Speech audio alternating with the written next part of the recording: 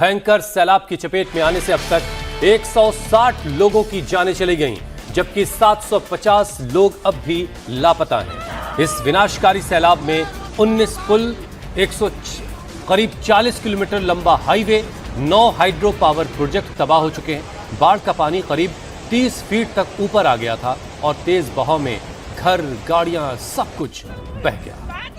वही बताया जा रहा है कि तिब्बत में लहंदे नदी से पानी और मलबे का सैलाब भोटे कोशी और त्रिशूली नदियों में पहुंचा, जिससे बाढ़ आई। बहाव इतना तेज था कि लोगों और मलबे को करीब 150 किलोमीटर दूर चितवन तक बहा ले गया। खराब मौसम और टूटे रास्तों के बीच राहत कर्मी मलबे में दबे लोगों की तलाश कर रहे हैं। कैलाश मानसरोवर यात्रा पर जा रहे कई श्रद्धालु भी बाढ़ की चपेट में आ गए हैं। नेपाल में लापता लोगों में सैकड़ों विदेश नागरिक भी हैं, जिनमें 133 भारतीय भी शामिल हैं। अब आप ये जो तस्वीरें देख रही हैं, आप इसमें पानी का खौफनाक जो बहाव है उसे देखिए आप, जो कि ढलान है, पानी का इतना फोर्स है कि वो उसके बीच में जो कुछ आ रहा है तिनके की तरह उसके साथ बहता चला जा रहा है। तभी दर्जनों पुल इसमें बह गए हैं, 9 हाइड्रो पावर प्रोजेक्ट तबाह हो गए हैं और 40 किलोमीटर लंबा हाईवे वो तबाह हो गया और न जाने कितने घर इसमें तबाह हुए। जो कुछ अब आप पानी का फोर्स इन तस्वीरों में देखिए आप, बहुत ऊंचाई से वीडियो लिए बनाया गया है। इतनी तेज पानी बह रहा है और इस पानी की ऊंचाई यहाँ पर गहराई जो है वो तकरीबन 30 फीट बताई जा रही है। मतलब ये कि इतनी फोर्स के साथ इतना सारा पानी जब ऊपर से आया तो वो अपने साथ बस मौत ही लाया और जहाँ जहाँ से गुजरा उसने वहाँ सिर्फ तबाही पैदा की। गाड़ियाँ, घर, सब कुछ जो कुछ रास्ते में आया सब कुछ तबाह होता चला। जाहिर है इतना पानी अगर ऊपर से आया है तो फिर भारत के भी कुछ राज्यों के लिए अलर्ट जारी हो चुका है। ख़ासतौर से यूपी और बिहार के वो इलाके जो नेपाल से लगते हैं वहाँ के लिए ख़ासतौर से अलर्ट जारी हुआ है। नदियों के किनारे रहने वाले लोगों को अलर्ट किया गया है। कुछ गांव ऐसे हैं जिनको खाली करने का आदेश दे दिया गया है, क्योंकि ये पानी जब और आगे बढ़ेगा तो जो उसकी अगली मंजिल है वो भारतीय राज्यों के कुछ इलाके हैं, जिसमें उत्तर प्रदेश के कुछ हिस्से आते हैं और बिहार के कुछ इलाके आते हैं। तो ये 2 तस्वीरों से आप अंदाजा लगा सकते हैं तबाही का मंजर। एक तरफ नेपाल में जब बाढ़ आई, किस तरीके से तबाही इस बाढ़ ने मचाई, घर के साथ साथ तमाम पुल जो वहां मौजूद थे और गाड़ियां लोगों को बहा लेकर चली गई। तो वही दूसरी तस्वीर आप देख सकते हैं तबाही के बाद का मंजर, जहां सिर्फ और सिर्फ टूटे हुए घर, मलबा और रोते बिलखते लोग नजर आ रहे हैं। 750 लोग लापता हैं, 160 लोगों की मौत हो चुकी है, 136 भारतीय ऐसे हैं जिनसे कोई संपर्क नहीं हो पा रहा। अब ये 6 अलग अलग तस्वीरें आप देखिए किस तरीके से ये बाढ़ आई और बाढ़ का जो फोर्स है, इस पानी का जो फोर्स है वो बिल्कुल से ऐसा लग रहा है कि न जाने क्या करने पर आमादा है ये पानी। और जब से ये तस्वीरें लोगों ने देखी हैं, लोग सिहर उठे हैं। जो वहाँ पर थे, जिन्होंने इस त्रासदी को झेला है, आप बस उनके बारे में महसूस कीजिए। पुल बह गए, तमाम मकानात जो रास्ते में आए वो सब तबाह हो गए, बहुत सारी गाड़ियां पानी के साथ बह गईं और न जाने कितने लोग 750 लोग देखिए, अभी हम बता रहे हैं आपको कि ये लापता हैं, जिनका कोई अभी तक सुराग नहीं मिला है और 136 भारतीयों की संख्या बताई जा रही है जिनसे कोई संपर्क नहीं हो पाया है। नेपाल में फ्लैश फ्लड से भारी तबाही हुई। नेपाल से बर्बादी की एक और डरावनी तस्वीर आपको दिखाते हैं। जिस वक्त सैलाब आया तभी नदी के किनारे एक स्कूल बस बच्चों को लेकर जाती हुई दिख रही है। जैसे नदी में तेज फ्लैश फ्लड आया, बस के अंदर बैठे बच्चे चीखने लगे। ये बस के अंदर की देखिए तस्वीर है। बच्चे देख रहे हैं पानी का फोर्स और उस खतरे को महसूस कर पा रहे हैं, जिसको देखते हुए लोग सड़कों पर भी भाग रहे हैं। ड्राइवर ने तेजी दिखाई, वहां से किसी सूरत से बस को आगे निकाला। अब आगे का बस यही कह सकते हैं कि खुदा जाने कि इस बस का क्या हुआ होगा, लेकिन बहुत ही खतरनाक तस्वीरों में मंजर दिखाई दे रहा है। वही नेपाल में फ्लैश फ्लड इतनी तेजी से बढ़ रहा था कि किसी को कुछ भी समझने का मौका तक नहीं मिल रहा था। लोग घरों से बाहर निकल पाते उससे पहले ही पानी घर को बहा ले जा रहा था।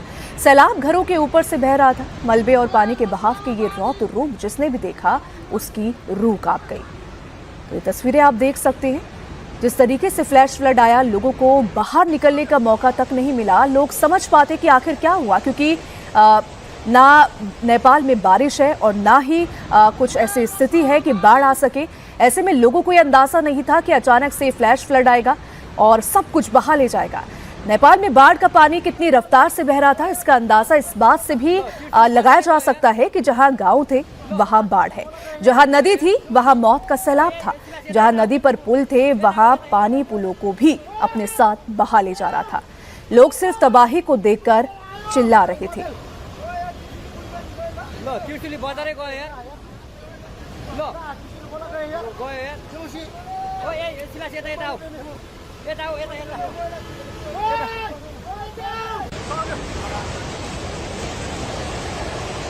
अब वक्त बीतने के साथ कई सारे वीडियोस आ रहे हैं। ये जो तस्वीर इस वक्त आप देख रहे हैं ये नेपाल के रिसुआ इलाके की है। पहाड़ से जब पानी रिहायशी इलाकों की तरफ बढ़ा तो आप देखिए भगदड़ सी मच गई, लोग भाग रहे हैं और उसके बाद जो नदी के किनारे तमाम बसेस खड़ी हैं और उससे लगी हुई जो सड़क है वहां तक आप देखिए पूरा वो हिस्सा ऐसा लग रहा है सब उखड़ गया। बसें जो है वो तले ऊपर चढ़ गई और पानी का फोर्स जो है वो सड़क तक कैसे आया और सड़क पर भाग रहे तमाम लोग उसकी चपेट में आ गए। जैसे लग रहा है कि पूरा ये हिस्सा नदी में समा गया, इतना तेज पानी का बहाव था और सब कुछ पानी अपने साथ उसके बाद लेकर चला गया। दाहिनी तरफ जो तस्वीर इस वक्त आपके सामने उस बस के अंदर की जो एक स्कूल बस है जिसमें बच्चे हैं छोटे छोटे सवार, और वो उस खतरे को महसूस करने के बाद बच्चों में भी एक तरह की बेचैनी पैदा हुई और चीख पुकार सी बस के अंदर मच गई है। लेकिन बस ड्राइवर ने उस वक्त थोड़ी तेज़ी दिखाई और बस को वहाँ से निकाल कर ले गया। नेपाल में फ्लैश फ्लड ने रसुआ, धांडिंग और नुआकोट जिलों में भारी तबाही मचाई। तिब्बत बॉर्डर से सटे हुए इलाकों में बाढ़ ने गांव के गांव साफ कर दिए हैं। भारी भरकम पुल पानी में तिनके की तरह बहता हुआ दिखा। अब एक पुल पानी के फोर्स से देखिए जैसे ये स्लैब है पुल का, ये बहता हुआ जा रहा है। इसके आगे जो पुल है उसके का जो पिलर है उसको ये तोड़ देगा और उसके बाद वो पुल भी बहता हुआ साथ में चला जा रहा है। और आगे रास्ते में जितने पुल पड़ रहे हैं सब इसी तरीके से तिनके की तरह बहते चले गए। दो नदियों के सिरों पर बसे हुए तमाम इलाकों को जोड़ने वाले ये ब्रिजेस, इस नदी के बहाव में सारे ब्रिजेस जो थे, सारे पुल जो थे वो बहकर खत्म हो गए, तबाह हो गए। ये बड़े बड़े स्लैब, आप इसका वजन क्या आप अंदाजा लगाएंगे, आप न जाने कितना टन वजन इसका होगा। और ये पानी में इस तरीके से बह रहा है जैसे लकड़ी की कोई बल्ली, कोई बांस का कोई टुकड़ा इस तरीके से बहता हुआ चला जा रहा है। तो आप अंदाज़ा लगाइए कि पानी का फोर्स क्या रहा होगा और इसकी चपेट में आने से जो लोग इसकी चपेट में आए होंगे उन पर क्या गुजरी होगी, उनकी क्या हालत हुई होगी। वहीं रसुआ में आए सैलाब के बाद नदी का पानी अब नीचे की तरफ तेजी से बढ़ रहा है। इसे लेकर भारत में भी अलर्ट है। उत्तर प्रदेश, बिहार और उत्तराखंड के सीमावर्ती इलाकों में विशेष सतर्कता बढ़ती जा रही है। उत्तराखंड के चंपावत में भी बाढ़ के खतरे को देखते हुए प्रशासन अब अलर्ट मोड पर है। तो पूरी रात शारदा नदी पर बने पुल पर निगरानी रखी गई और देखा गया कि जो खतरा नेपाल में आया, क्या वो खतरा उत्तराखंड, उत्तर प्रदेश और बिहार में भी आ सकता है, क्योंकि ये जो सटे हुए इलाके हैं उत्तराखंड के या फिर हम उत्तर प्रदेश की बात करें, बिहार की बात करें, वहां पर ये खतरा और भी ज्यादा बढ़ गया है।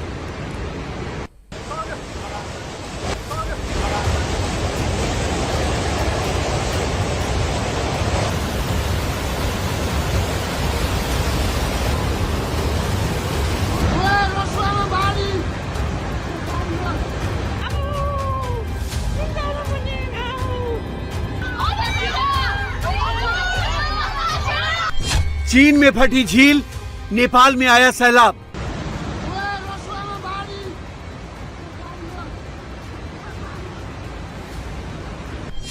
नेपाल में तबाही, भारत में हाई अलर्ट।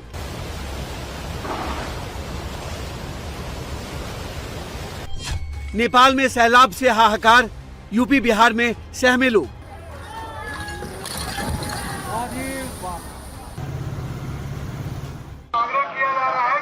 जगह खाली करके सुरक्षित स्थान पर चली जाए। कभी भी कोई भी घटना हो सकती है। आप लोग से आग्रह है कि जगह खाली करके सुरक्षित स्थान पर चले जाए। नेपाल में आई भीषण तबाही के बाद यूपी और बिहार में हाई अलर्ट है। प्रशासन लोगों को सुरक्षित जगहों पर शिफ्ट कर रहा है। जो लोग नदी के आसपास रहते हैं उन्हें तुरंत इलाका खाली करने का आदेश दिया गया है। यूपी बिहार के 10 जिलों पर बहुत बड़ा खतरा है। नेपाल में भोटे कोशी नदी में भारी जल प्रलय के बाद भारत के वाल्मीकि नगर के गंडक बैराज से बुधवार शाम 7:30 बजे से रात 11 बजे के बीच लगभग 1.5 लाख क्यूसेक पानी छोड़ा गया है। हालात को कंट्रोल करने के लिए बैराज के सभी 36 गेट खोल दिए गए हैं। पीएम मोदी अलर्ट मोड पर हैं। गृह मंत्री अमित शाह खुद पल पल का अपडेट ले रहे हैं। यूपी और बिहार के मुख्यमंत्री हालात पर नजर रखे हुए हैं। एनडीआरएफ, एसडीआरएफ को अलर्ट रहने को कहा गया है।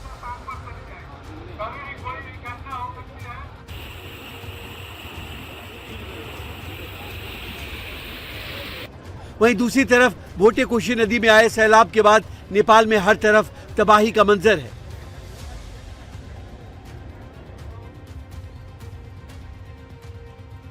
ये 3 तस्वीरें तिब्बत चीन सीमा पर बने ग्योरोंग पोर्ट के इमिग्रेशन कॉम्प्लेक्स की हैं, जहां सुबह 10:59 और 30 सेकंड पर लोगों को सैलाब की आहट हुई तो कॉम्प्लेक्स में हड़कंप मच गया।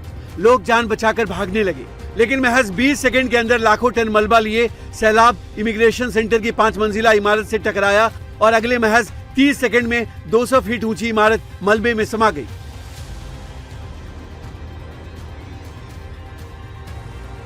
इमारत, इंसान, कार सब कुछ मौत के सैलाब में बह चुका था और कयामत आगे की तरफ जा रही थी। लोग पूरी ताकत से साथ भाग रहे थे ताकि सैलाब को हरा सके, लेकिन विनाश बनकर आए सैलाब ने कोई रहम नहीं किया। 10 सेकंड के भीतर यहाँ जिंदगी का नामो निशान मिट गया।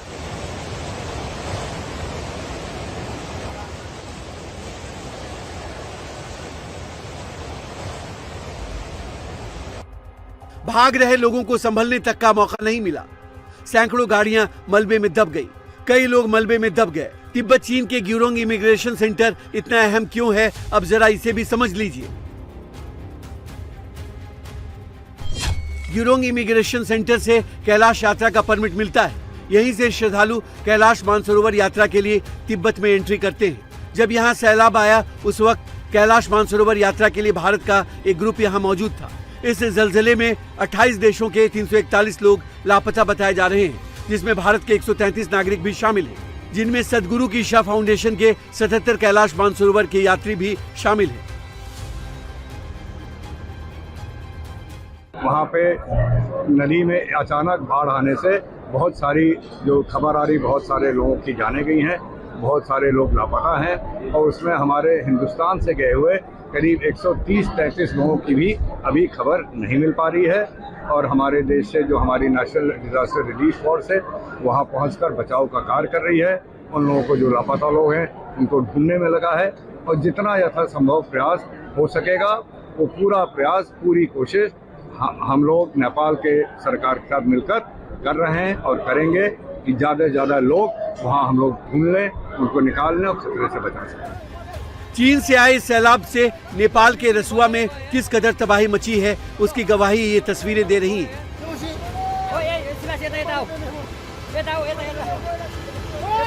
बाढ़ का पानी इतनी तेज रफ्तार से आया कि लोगों को संभलने और सुरक्षित जगह पहुंचने तक का मौका नहीं मिला।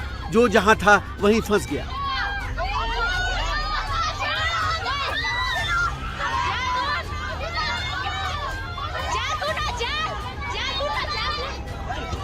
तिब्बत से पानी नेपाल में घुसा तो सबसे पहले चपेट में ये पुल आया। ये पुल नेपाल को तिब्बत से जोड़ता है। पानी के साथ इतना मलबा था कि पुल पल भर में ही टूट गया।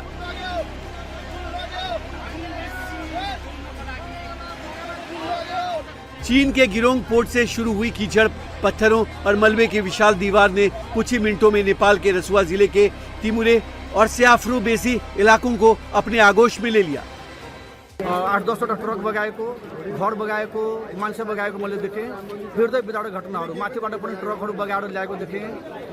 त्यति ठुलो क्षति मैले देखेँ। आजसम्म मैले देखेको थिएन। 18 वर्ष भयो, तर 18 वर्ष पहिलोचोटि मैले यस्तो घटना देखेको। भोटे कोशी नदी का जलस्तर अचानक बढ़ने से कई घरों को नुकसान पहुंचा। सैलाब ने नदी किनारे बसे पूरे टाउन को अपनी चपेट में ले लिया।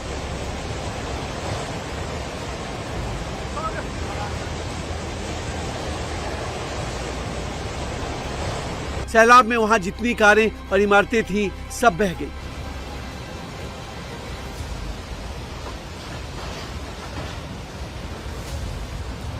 रसुआ में तबाही के बाद हर तरफ मलबा ही मलबा नजर आ रहा है। लोग रस्सियों के सहारे कीचड़ में फंसे लोगों को निकालने में लगे।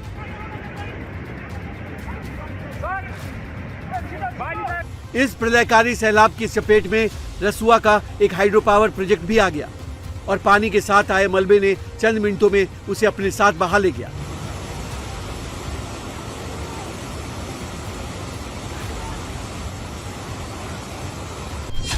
नेपाल में आए इस महाप्रलय में 9 हाइड्रो पावर प्रोजेक्ट, 35 पुल, 45 सस्पेंशन ब्रिज, 300 से ज्यादा ट्रक, गाड़ियां और नेपाल चीन को जोड़ने वाले 42 किलोमीटर लंबा बेटरावती रसुआगढ़ी हाईवे भी बह गया।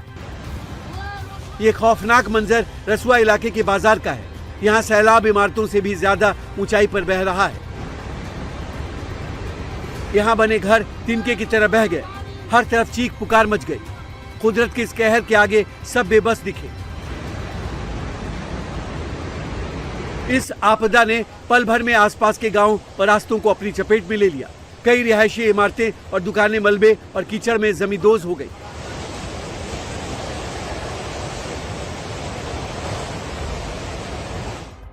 फंसे लोगों तक पहुंचने और रेस्क्यू के लिए नेपाल सेना और दूसरी निजी एजेंसियों के 15 हेलीकॉप्टर को काम पर लगाया गया है। इसके जरिए लोगों का रेस्क्यू किया जा रहा है।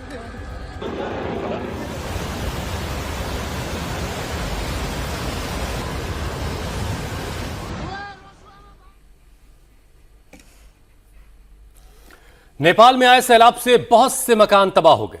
जो बच गए वहां अब रेस्क्यू ऑपरेशन चल रहा है। सेना के रेस्क्यू ऑपरेशन का एक ऐसा ही वीडियो सामने आया जहां एक लड़का घर की छत पर खड़ा होकर मदद मांग रहा था। लड़का हेलीकॉप्टर देखकर अपनी टी शर्ट घुमाने लगता है। इसके बाद सेना का हेलीकॉप्टर युवक के करीब पहुंचा और बिल्डिंग के ऊपर कुछ देर तक हेलीकॉप्टर उड़ता रहा।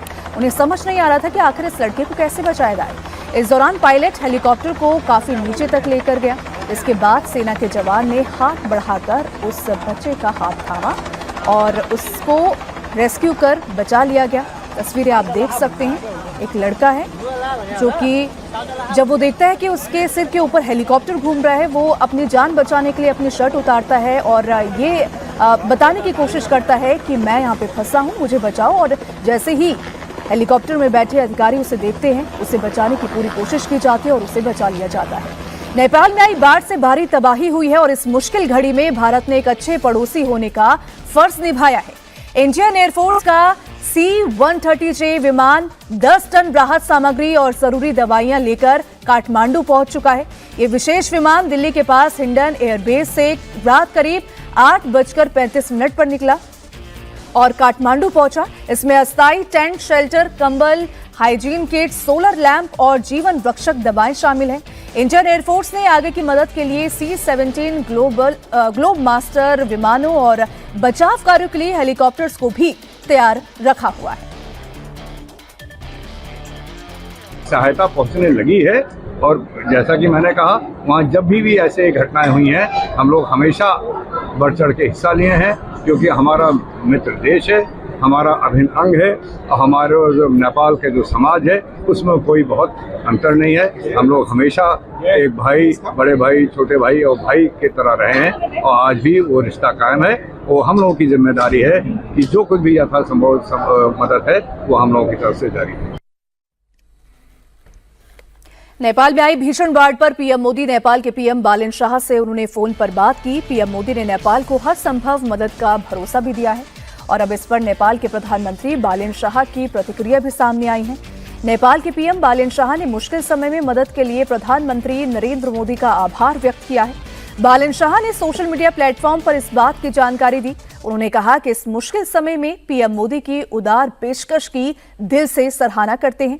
समर्थन का ये भाव दोनों देशों के बीच दोस्ती के मजबूत रिश्ते को भी दिखाता है।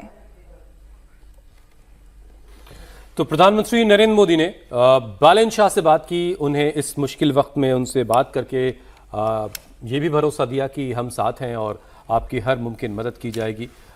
चूँकि बहुत बड़ी त्रासदी नेपाल में आई है और ऐसे वक्त में जाहिर है नेपाल को मदद की ज़रूरत है, तो भारत का एक विमान जो है वो राहत का सामान लेकर के, ज़रूरी दवाइयाँ लेकर के नेपाल पहुँच भी चुका है और बाकी चीज़ों को अलर्ट मोड में रखा गया कि अगर नेपाल को और ज़रूरत होगी मदद की तो भारत की तरफ से मदद पहुँचाई जाएगी। नेपाल में आई इस भयंकर तबाही में तमिलनाडु के 57 पर्यटकों में से 37 का अब तक कोई पता नहीं चल पा रहा है, जबकि 20 लोगों के बारे में जानकारी मिल गई है। ये पर्यटक हिमालय क्षेत्र में एक मंदिर की तरफ जा रहे थे। बाढ़ के बाद उनसे संपर्क टूटने की वजह से उनके परिवारों में अब चिंता बढ़ चुकी है। राज्य सरकार प्रभावित लोगों की जानकारी जुटाने और नेपाल में फंसे हुए तमिलनाडु के नागरिकों की सहायता के लिए कोशिश में लगी है। कोयम्बटूर में ईशा फाउंडेशन के भी 77 लोग इस भीषण तबाही में फंस गए हैं। उनसे भी संपर्क नहीं हो पा रहा है। हमारा ग्रुप था जो यात्रा खत्म कर चुका था और आज सुबह तिब्बत से इमिग्रेशन खत्म करके वापस काठमांडू जा रहा था। तो हमारे 77 लोग थे। अभी तक कोई संपर्क नहीं हो पाया है क्योंकि वहां पे बहुत जबरदस्त बाढ़ आई थी, तो इस कारण सारे कम्युनिकेशन जो भी है सो अभी डाउन है।